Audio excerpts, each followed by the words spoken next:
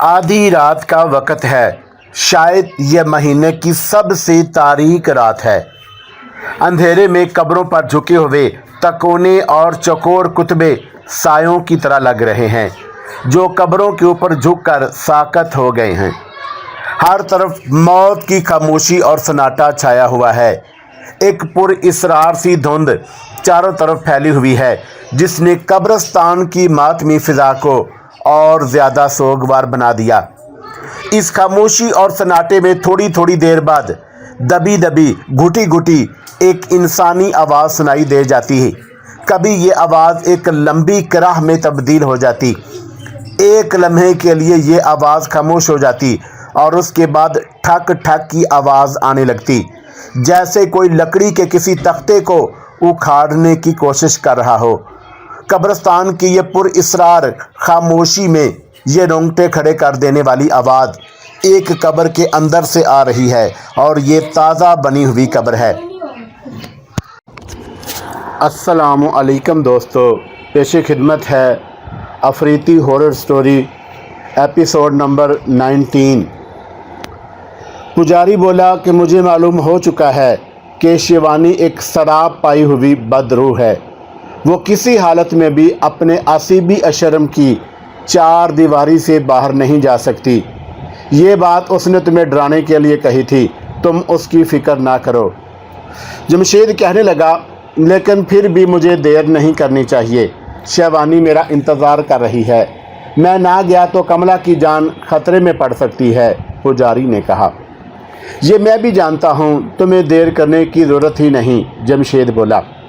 मुझे जल्दी से वो जादू बता दो जिसके फूंकने से शिवानी की असीबी ताकत को शिकस्त दी जा सकती है, पुजारी ने कहा। मेरे साथ साथ वाली कोठरी में आओ। जमशेद पुजारी के साथ मकान की दूसरी कोठरी में आ गया। ये कोठरी बहुत ही छोटी थी और उसकी दीवार में हनुमान की मूर्ति लगी थी। उसके आगे दिया जल रहा था।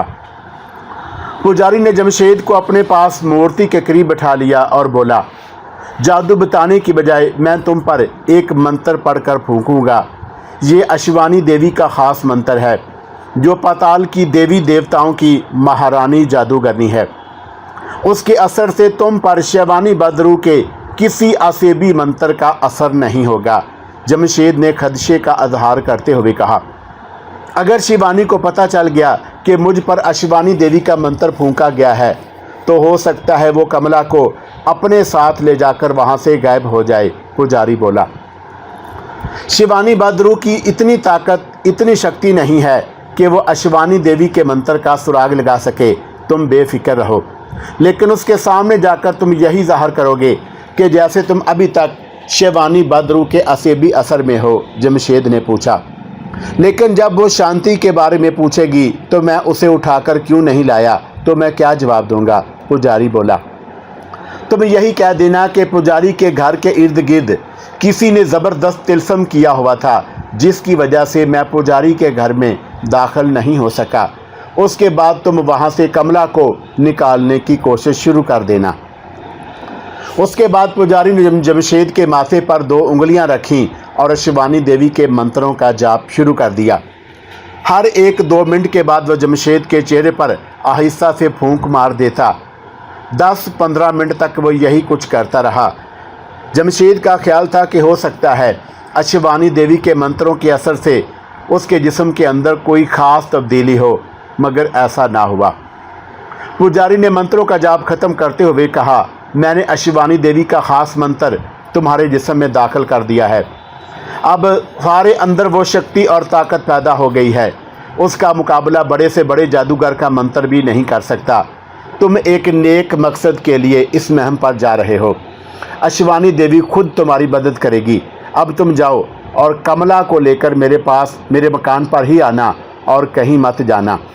मैं उस मासूम बच्ची को खुद उसके बाप के पास पहुंचा दूंगा। जमशेद पुजारी से इजाज़त लेकर वापस चल पड़ा। रात का पिछला पहर शुरू हो चुका था। आसमान पर सितारों की चमक मांद पड़ने लगी थी। जमशेद को साफ महसूस हो रहा था कि उस पर बदरू शिवानी के असीबी तिलस्म का असर बाकी नहीं रहा। वो पूरी सेहतमंदी के साथ अपने होशो हवास में था। शिवानी देवी के मंत्रों की वजह से वो अपने अंदर एक ताकत सी महसूस कर रहा था। वो जल्दी से जल्दी शिवानी बद्रू के आश्रम में पहुंचना चाहता था। उसे मालूम था कि वो उसका शिद्दत से इंतज़ार कर रही होगी। जमशेद ने दौड़ना शुरू कर दिया। रास्ता उसे मालूम था। उसने महसूस किया तो एक तो उसकी रफ्तार तेज़ हो गई, दूसरा उसको दौड़ने से ना तो थकावट हो रही थी और ना ही उसका सांस फूल रहा था। ये अश्वानी देवी के मंत्रों का असर ही हो सकता था। वो बहुत जल्द रात के अंधेरे में ही शिवानी बद्रू के असेबी ठिकाने पर पहुंच गया। रात की तारीकी में उसे दूर से असेबी खंडर की दीवार नजर आ गई। जब वो दीवार के पास आया तो दीवार की दूसरी जानब खड़ी शिवानी बद्रू को फौरन उसकी आमद का इल्म हो गया। उसने दीवार की तरफ उंगलियों का इशारा किया। दीवार एक जगह से शक हो गई और वहाँ ताक नमूदार हो गया। जमशेद ताक में से अंदर आ गया और वो इस तरह जाहिर कर रहा था जैसे शिवानी बद्रू की असेबी ताकत के असर में हो, और वो बिल्कुल सीधा खड़ा हो गया। शिवानी बद्रू ने जब उसे खाली हाथ आते देखा तो गज़बनाक होकर बोली, तुम पुजारी की बेटी को साथ क्यों नहीं लाए? जमशेद ने पहले ऐसी आवाज़ निकाल कर कहा, पुजारी के मकान के चारों तरफ किसी ने ज़बरदस्त तिलस्मी दायरा खींच रखा है। मैंने बार बार उस दायरे में से गुजरने की कोशिश की, मगर हर बार मुझे ज़बरदस्त झटका लगा और मैं पीछे को गिर पड़ा। शिवानी बद्रू के चौड़े मकरू नथनों से फंकारों की आवाज़ें निकलने लगी और उसने चीख कर कहा, उस पुजारी की ये हिम्मत कि मेरे मंत्रों का मुकाबला करे। तुम अपने ताबूत में जाकर लेट जाओ। कल आधी रात को मैं तुम्हें एक ख़ास मंत्र बताकर भेजूंगी। उसके असर से तुम पुजारी के तिलस्मी दायरे में से गुजर सकोगे। जाओ। ये हुक्म पाकर जमशेद एक जिंदा मुजस्मे की तरह राहदारी में चल पड़ा। वहाँ से वो ताबूतों वाले कमरे में आ गया और अपने खाली ताबूत में चुपचाप लेट गया। उसके ताबूत का ऊपर से ढकना खुला था। कमला तक का ताबूत बंद था। सामने कुछ फासले पर दीवार में एक मशाल जल रही थी। वो सोचने लगा कि अब उसे क्या करना चाहिए। वो कमला के ताबूत को खोलते हुए डर रहा था। ताबूत को खोलकर ही वो उस बेगुनाह मासूम ब्राह्मण लड़की को वहाँ से निकाल कर ले जा सकता था। उसे खदशा था कि जैसे ही उसने कमला के ताबूत में से निकालने की कोशिश की, शिवानी बद्रू को फौरन पता चल जाएगा और वो उसी वक्त वहाँ ज़ाहिर होकर कमला के साथ जमशेद को भी हलाक कर डालेगी। वो उसी लम्हे उस ताबूत के अंदर सीधा पड़ा था और उसके कान में ऐसी आवाज़ें सुनाई दी, तेज़ आंधी चलने लगी हो। वो डर गया कि शिवानी बद्रू को उसके मंसूबे का इल्म हो गया है और अब वो उसे ज़िंदा नहीं छोड़ेगी। वो खौफज़दा हालत में उसी तरह ताबूत में लेटा रहा। तेज़ आंधी का शोर एकदम से गायब हो गया। अब उसके कानों में सनसनाहट की आवाज़ें उभरने लगी। फिर उसे एक औरत की धीमी सी आवाज़ आई, उठो और हमारे पुजारी की बेटी कमला का ताबूत खोलो। जमशेद आवाज़ सुनते ही खौफ से कांप गया। वो समझ गया कि ये शिवानी बद्रू की आवाज़ है और उसे सब कुछ मालूम हो गया है। उसने सहम कर कहा, शिवानी, मेरा कोई कसूर नहीं। पुजारी ने मुझे ऐसा करने पर मजबूर किया है। औरत की धीमी आवाज़ फिर उसके कानों में आई, डरो नहीं, मैं शिवानी बद्रू नहीं हूँ, मैं अश्वानी देवी हूँ, जिसके तिलस्मी मंत्र की शक्ति से तुम मासूम कमला को यहाँ से निकालने आए हो। ये सुनकर जमशेद की जान में जान आ गई। उसने आहिस्ता से कहा, शिवानी बद्रू को पता चल गया तो वो कमला के साथ मुझे भी जिंदा नहीं छोड़ेगी। अश्वानी देवी की आवाज़ आई, तुम क्यों घबरा रहे हो? मैं जो कहती हूँ वो करो। शिवानी बद्रू तुम्हारा कुछ नहीं बिगाड़ सकेगी। उठो और कमला के ताबूत से निकाल कर उस दीवार के पास आ जाओ जहाँ से तुम अंदर आए थे। जमशेद को अश्वानी देवी के दिलासे से हौसला भी हुआ और वो डर भी रहा था कि कहीं कमला को बचाते बचाते वो खुद मौत के मुंह में ना चला जाए। लेकिन साथ ही साथ उसे अपने खुदा पर भरोसा भी था। वो उस मासूम लड़की को बचाना भी चाहता था। वो आहिस्ता से उठकर ताबूत से बाहर निकल आया। ताबूतों वाला असेबी कमरा ऐसे खामोश था जैसे वहाँ मौत के साए मंडला रहे हों, और उसके दिल की धड़कन तेज़ हो गई थी। कमला जिस ताबूत में बंद थी वो उसके पहलू में ही था और बंद था। उसने झुककर आहिस्ता से ताबूत का ढकना एक तरफ से हटा दिया। दीवार पर जलती मशाल की रोशनी में उसने देखा कि पुजारी की मासूम लड़की कमला उसी तरह ताबूत में बेहोश पड़ी है और उसके लिबास में से अभी तक उबटन और चंदन की खुशबू आ रही थी। उसे अश्वानी देवी की मदम आवाज़ सुनाई दी, कमला का नाम लेकर उसे उठने के लिए कहो। जमशेद ने झुककर बेहोश कमला के करीब मुंह ले जाकर कहा, कमला उठो। और उसकी आवाज़ सुनते ही लड़की ने आंखें खोल दी और उठकर बैठ गई। वो हैरान होकर इर्द गिर्द देखने लगी और फिर बोली, मैं कहाँ हूँ? जमशेद ने अपने होंठों पर उंगली रखकर कहा, खामोश रहो, कुछ बात बोलो, मेरे साथ आओ। कमला ताबूत में से निकलकर जमशेद के साथ चल पड़ी। जमशेद को ऐसे लग रहा था जैसे वो अपनी मौत को साथ लेकर चल रहा हो, मगर वो मौत के मुंह में उतर चुका था। अब उसे अपने साथ इस बेगुनाह लड़की को भी लेकर मौत के मुंह से बाहर निकलना था। जिस रास्ते से शिवानी बद्रू उसे गुदार कर ले गई थी, वो उसी रास्ते पर कमला को लेकर जा रहा था। जब वो अंधेरी राहदारी में दाखिल हुआ तो उसे चीखों पुकार की ऐसी डरावनी आवाज़ें सुनाई दी जैसे बहुत सी चुड़ैलें एक साथ मिलकर रो रही हों। कमला डरकर उसके साथ लग गई। जमशेद भी डर गया था और वहीं रुक गया। उसके कान में अश्वानी देवी की आवाज़ आई, डरो नहीं, आगे बढ़ो, मैं तुम्हारे साथ हूँ। जमशेद ने डरते डरते कदम आगे बढ़ाया। थोड़ी ही देर के बाद डरावनी चीखों की आवाज़ें बंद हो गईं। तारीक राहदारी की दीवार अब चंद कदमों के फासले पर थी। जमशेद ने कमला को हौसला दिया और उसका हाथ थामकर दीवार की तरफ चला। 2 कदम चला होगा कि अंधेरी राहदारी की फिजा सांपों और असदों की दिल हिला देने वाली हुंकारों से गूंज उठी। कमला की चीख निकल गई और वो जमशेद के साथ चिमट गई। उसका जिस्म कांप रहा था। जमशेद पर भी दहशत तारी हो गई थी। अश्वानी देवी ने पुरसकून धीमी आवाज़ में कहा, डरो नहीं, दीवार के पास आ जाओ। जमशेद ने कमला का बाजू थामकर दीवार की तरफ कदम बढ़ाया। दीवार अंधेरे में नज़र आ रही थी। अचानक एक फलक शकाफ चीख की आवाज़ बुलंद हुई और शिवानी बद्रू अपनी भयानक शक्ल के साथ सामने आकर खड़ी हो गई। उसकी आंखों से शोले निकल रहे थे। उसकी हलक से गज़बनाक डरावनी आवाज़ें निकल रही थी। उसने अपना त्रिशूल वाला हाथ उठाकर अस्तहा जैसी फुंकार के साथ त्रिशूल जमशेद की तरफ फेंका। त्रिशूल में से चिंगारियां फूट रही थी। जमशेद डर कर नीचे ही होने लगा था कि शोला नुमा त्रिशूल जमशेद के करीब आकर गायब हो गया। लड़की कमला जमशेद के साथ चिमटी खौफ से लर्ज रही थी। शिवानी बद्रू तड़प कर ज़मीन से 10 फुट बुलंद हो गई और अपनी आंखों से शोले बरसाती जमशेद की तरफ लपकी। उसका स्याह मुंह एक गार की तरह खुल गया था जिसमें से आग निकल रही थी। दहशत के मारे जमशेद और कमला दोनों की चीखें निकल गईं। फिर ऐसा हुआ कि शिवानी बद्रू इससे पहले कि जमशेद और कमला दोनों को अपने मुंह से निकलती आग की लपेट में लेती, उसका जिस्म शोला बनकर भड़क उठा और वो आग के गोले की तरह राहदारी की छत से टकराई और फिर नीचे गिर पड़ी और खौफनाक चीखों की आवाज़ों में देखते देखते जलकर भस्म हो गई। कमला जमशेद के साथ चिमटी दहशत के मारे कांप रही थी। जमशेद पर भी दहशत आ रही थी, मगर वो समझ गया था कि अश्वानी देवी के तिलस्म ने शिवानी बद्रू को हमेशा हमेशा के लिए जलाकर राख कर दिया है। उसके साथ ही दीवार शक हुई और उसमें से ताक नमूदार हो गया। अश्वानी देवी की आवाज़ आई, लड़की को लेकर यहाँ से निकल जाओ। जमशेद जल्दी से दीवार की तरफ गया और कमला को बाजू से पकड़कर दीवार के ताक में से बाहर निकल गया।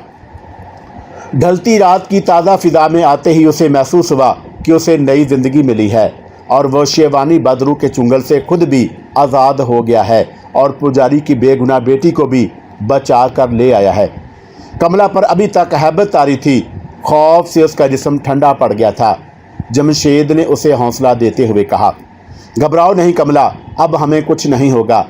जिस डाइन ने तुम्हें कैद कर रखा था वो जलकर राख हो चुकी है। कमला ने घबराई हुई आवाज़ में कहा, तुम मुझे कहाँ ले जा रहे हो? जमशेद ने कहा, तुम्हारा घर और कहाँ, जल्दी यहाँ से निकल चलो।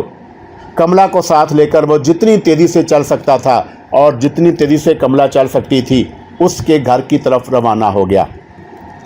अभी सुबह की सफ़ेदी आसमान पर फैलना शुरू हुई थी कि कमला को लेकर शांति के घर पहुंच गया।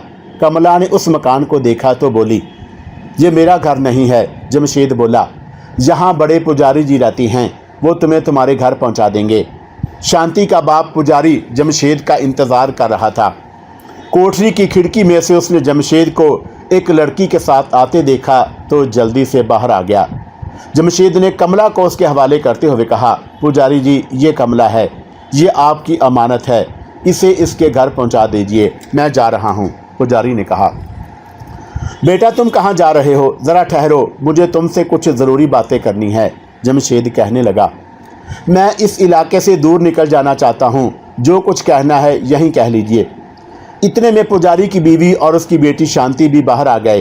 पुजारी ने कमला को उनके हवाले करते हुए कहा, कमला बेटी, उसको अंदर ले जाकर नाश्ता वगैरह कराओ, मैं अभी अभी आता हूँ। पुजारी की बीवी और शांति कमला को लेकर मकान के अंदर चली गई। पुजारी ने जमशेद का बाजू थाम कर कहा, बेटा तुम इस वक्त अशिवानी देवी के मंत्रों के तिलस्म में हो, इस हालत में जाओगे तो अशिवानी देवी के दुश्मन देवता तुम्हें उठाकर पाताल के राक्षसों के हवाले कर देंगे और फिर वहां तुम्हें अशिवानी देवी भी ना बचा सकेगी। जमशेद सोच में पड़ गया, फिर बोला, मेरे साथ अंदर चलकर आराम करो, मैं अशिवानी देवी का एक अमल करके तुम्हारे जिस्म से उसके मंत्रों का तिलस्म दूर कर दूंगा और उसके बाद तुम बेशक चले जाना। अब जमशेद पुजारी के पास रुकने के लिए मजबूर हो गया। उसने कहा, मगर मैं ज़्यादा देर नहीं रुकूंगा, मुझे इस सारे इलाके से खौफ आने लगा है। पुजारी ने जमशेद के कंधे पर हाथ रख दिया और बोला, बेटा अब तुम्हें किसी किस्म की चिंता करने की ज़रूरत नहीं। शिवानी बदरू जलकर भस्म हो चुकी है, वो अब तुम्हें कोई नुकसान नहीं पहुंचा सकती, लेकिन अशिवानी देवी के दुश्मन देवता तुम्हें शिवानी बदरू से भी ज़्यादा नुकसान पहुंचा सकते हैं। तुम एक बार उनके कब्जे में आ गए तो फिर तुम्हारी मृत्यु ही यकीनी है। जमशेद पुजारी के साथ उसकी कोठरी में आ गया। उसने जमशेद को चारपाई पर बिठा दिया और बोला, तुमने बड़ा नेक काम किया है, मैं कमला बेटी को आज ही उसके माता पिता के घर पहुंचा दूंगा। जमशेद बेचैन हो रहा था, कहने लगा, पुजारी जी जल्दी से अशिवानी देवी का अमल करके उसके मंत्रों का असर मेरे जिस्म से निकाल दो, बस मुझे और कुछ नहीं चाहिए। पुजारी बोला, बेटा ये अमल सूरज देवता के डूब जाने के बाद ही किया जा सकता है, तुम्हें शाम तक इंतज़ार करना होगा, घबराओ नहीं। यहाँ तुम्हें किसी बदरू किसी दुश्मन देवता से कोई खतरा नहीं है। तुम इस वक्त मेरे और अशिवानी देवी के तिलस्मी मंत्रों की हिफाजत में हो। जमशेद शाम तक पुजारी के मकान में रहने पर मजबूर हो गया। शिवानी बदरू से निजात हासिल करने के बाद जमशेद अपनी असली इंसानी हालत में वापस आ गया था और अब उसे भूख प्यास लगने लगी थी। उसने पुजारी से पीने के लिए पानी मांगा तो पुजारी ने बड़ी मोहब्बत से कहा, बेटा तुम यहीं बैठो, मैं तुम्हारे लिए नाश्ता लेकर आता हूँ। पुजारी चला गया। जमशेद कोठरी में बैठा सोचने लगा कि यहाँ से निकलकर वो सीधा अपने घर जाएगा और अपनी बाकी ज़िंदगी लोगों की खिदमत और याद इलाही में बसर कर देगा। पुजारी उसके लिए दूध और कुछ मिठाई लेकर आ गया। कहने लगा, बेटा इस वक्त घर में यही कुछ है, इसे स्वीकार करो। जमशेद को बड़ी भूख लग रही थी, वो नाश्ता करने लगा। पुजारी उसके पास सामने वाली चारपाई पर बैठा उससे बातें करता और उसकी बहादुरी और नेकी की तारीफ़ें करता रहा। जमशेद नाश्ता कर चुका तो पुजारी बोला, अब तुम आराम करो, यहाँ तुम्हें कोई परेशान नहीं करेगा, बिल्कुल फिक्र ना करना। ये कहकर पुजारी चला गया। चारपाई पर बिस्तर बिछा हुआ था। जमशेद लेट गया। खुद आ जाने वो कब से जाग रहा था, लेटते ही उसकी आंख लग गई। दिन निकलते ही पुजारी ने पहला काम यह किया कि एक बुजुर्ग आदमी के साथ कमला को 2 घोड़ियों पर बिठाकर उसके माता पिता के घर की तरफ रवाना कर दिया और खुद मंदिर में पूजा पाठ कराने चल दिया। मंदिर में उसकी बीवी पहले से देवता की मूर्ति की आरती उतारते हुए भजन गा रही थी और कुछ औरतें और मर्द वहां बैठे उसके साथ भजन गा रहे थे। पुजारी भी पूजा में शामिल हो गया। पूजा खत्म होने के बाद जब श्रद्धालु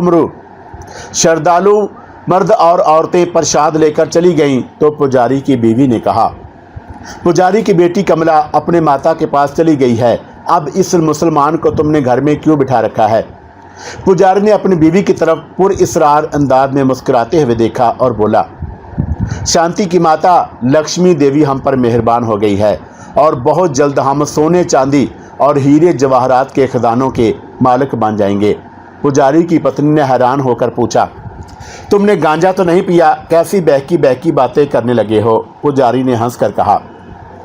नारिनी, मैं बिल्कुल होश में हूँ और तुम्हें जो कुछ कह रहा हूँ उसका एक एक लफ्ज़ सच है। वो दिन दूर नहीं जब मैं भारत के सबसे बड़े सोमनाथ जी के मंदिर का बड़ा पुजारी होऊंगा और तुम उस मंदिर की सबसे बड़ी पुजारन होगी और मंदिर की सारी दौलत हमारे कब्ज़े में होगी और हम बाकी ज़िंदगी ऐशो आराम से बसर करेंगे।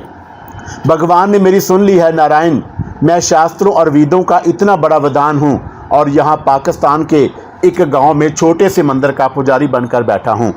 यहाँ मेरी विद्या को जानने वाला कौन है? पुजारी की पत्नी और ज़्यादा हैरान होकर बोली, ये तुम क्या कह रहे हो? ये सब कुछ कैसे होगा? कैसे हो सकता है? तुमने ज़रूर नशा कर रखा है। पुजारी का मकान मंदिर की दीवार की दूसरी तरफ ही था। वो अपनी बीवी को लेकर मकान की कोठरी में आ गया, नारायणी को अपने पास बिठाया और दरवाज़ा बंद कर दिया। फिर खुद भी उसके पास आकर बैठ गया और कहने लगा, नारायणी, तुम खुद एक पुजारन हो। तुम्हें मालूम होगा कि नरक लोक के देवी देवताओं में से एक देवी का नाम दष्ट देवी है। हाँ, पुजारी ने कहा, मुझे मालूम है। पुजारी बोला, और तुम्हें यह भी मालूम होगा कि मेरी चैन काल कदीम ज़माने में महादेवता सोमनाथ जी की मूर्ति के गले में सोने का एक अनमोल हार हुआ करता था, जैसे आकाश के देवताओं ने खुद सोमनाथ की मूर्ति के गले में पहनाया था। हाँ, मुझे ये भी मालूम है। पुजारी की बीवी ने कहा, मगर तुम कहना क्या चाहते हो? पुजारी बोला, और तुम ये भी जानती हो कि दष्ट देवी सोमनाथ जी की पत्नी बनकर उनके गले से देवताओं का अर्पण किया हुआ ये पुत्र आकाश हार चुरा कर ले गई थी, जिसकी वजह से सोमनाथ जी की मूर्ति के चरणों में अग्नि स्थान में जलने वाली आग बुझ गई थी और आज तक वहां 1000 कोशिश के बावजूद कोई शख्स आग रोशन नहीं कर सका। पुजारी की बीवी ने कहा, पहेलियां ना बजाओ, ये बताओ कि तुम क्या कहना चाहते हो?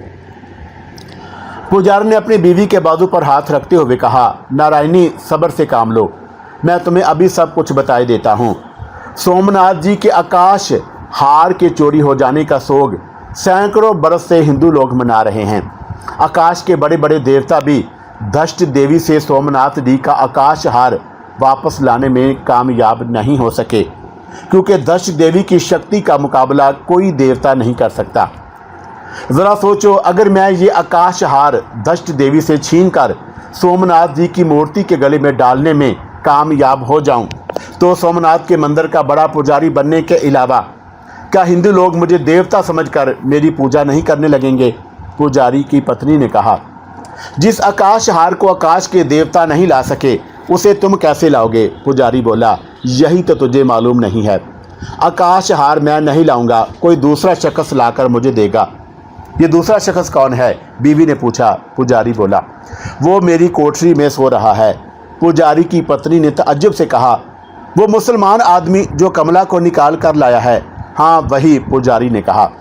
उसकी आंखों में अजीब सी चमक थी। पत्नी बोली, अजीब बातें कर रहे हो। जिस आकाश को हमारे बड़े बड़े देवता और देवताओं के अवतार दष्ट देवी से छीन कर नहीं ला सके, उसको एक मुसलमान कैसे ला सकता है? पुजारी बोला, यकीन करो नारायणी, इस हार को एक मुसलमान ही दष्ट देवी के गले से उतार कर ला सकता है।